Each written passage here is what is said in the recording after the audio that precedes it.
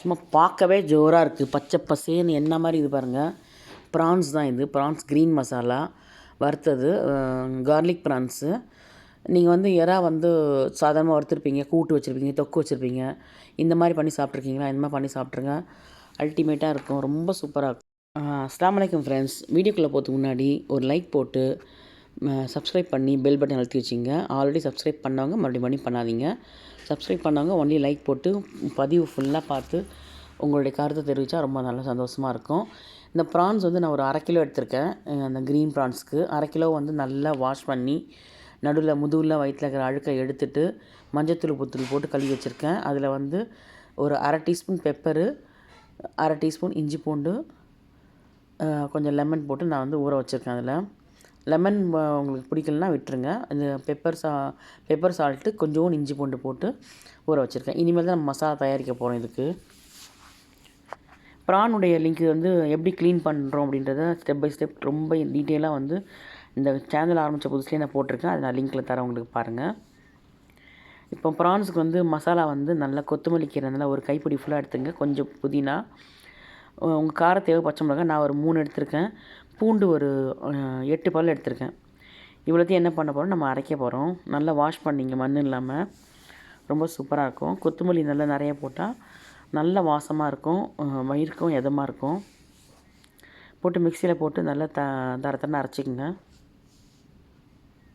Next வந்து ஒரு பேனில் நல்லா பட்டர் கொஞ்சம் ஆயில் போடுங்க. பட்டர் நல்லா கொஞ்சம் தாராளமாக போட்டுங்க.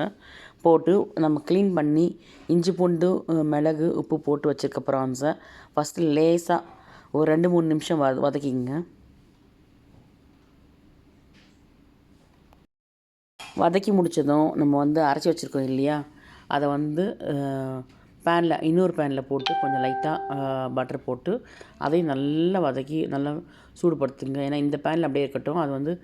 அது முதல்ல ஆயிலில் வந்து இன்ஃப்யூஸ் ஆகட்டும். அந்த க்ரீன் மசாலா வந்து அந்த ஆயிலில் வந்து இன்ஃப்யூஸ் ஆகி கொஞ்சம் வேகட்டும் ஒரு 2 நிமிஷம்.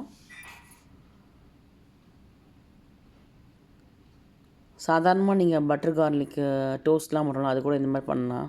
இந்த மசாலாவில் நான் அதை லேசாக வறுத்து வச்சுருக்கேன் இல்லையா, அதில் தூக்கி ஊற்றிட்டேன். அதை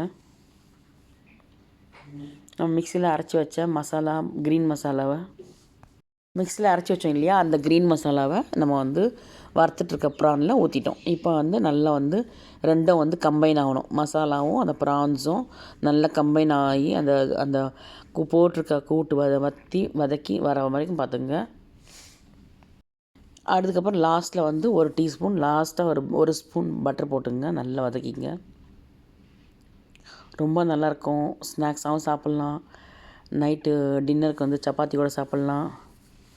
தேவையான அளவு உப்பு போட்டுங்க சரி பார்த்து. இது வந்து ரெட் மசாலா. இது முடிஞ்சிட்டு தான். இது வந்து ரெட் மசாலா. ஒன்லி மிளகாத்தூள், உப்புத்தூள், இஞ்சி பூண்டு, ஆச்சி 65 மசாலா இது மட்டும் தான் போட்டிருக்கேன். போட்டு நல்லா வதக்கிட்டுருக்கேன். அவ்வளோதான், ரெண்டுமே ரெடி ஆகிடுச்சி. நீங்கள் வந்து சாதத்தோடையோ இல்லை சப்பாத்தியோடையோ எதுனாலும் சாப்பிட்லாம். பார்க்க கலர் அழகாக இருக்குது, டேஸ்ட்டும் வித்தியாசமாக இருக்கும். அந்த எறாவுடைய ஸ்மெல்லாம் அடிக்காது, ரொம்ப நல்லாயிருக்கும். இது கண்டிப்பாக ட்ரை பண்ணி பாருங்கள். ட்ரை பண்ணி பார்த்து எப்படி இருந்துச்சுன்னு சொல்லுங்கள் கமெண்ட் பாக்ஸில். அதுக்கு முன்னாடி சப்ஸ்கிரைப் பண்ணிங்களான்னு பார்த்துங்க, அப்போ தான் என்னுடைய அப்டேட்ஸ்லாம் வரும். இன்னும் நிறைய பல குறிப்புகள் வந்து சூப்பரான குறிப்புகள்லாம் வர இருக்குது. எல்லாம் எடுத்து வச்சுருக்கேன். 1 by 1 நான் போஸ்ட் பண்ணுறேன். இதுக்கு முன்னாடி போஸ்ட் கொஞ்சம் போய் பாருங்கள். கிச்சடி சாதம் லஞ்ச் பாக்ஸ் போஸ்ட் பண்ணியிருப்பேன். அதுக்கு வந்து சைட் டிஷ் வந்து நான் இடையில இதெல்லாம் பண்ணியிருப்பேன், சொல்லியிருப்பேன் பாருங்கள். இந்த அடுத்த போஸ்ட்டு போடுறேன்ட்டு இந்த போஸ்ட் தான் அது.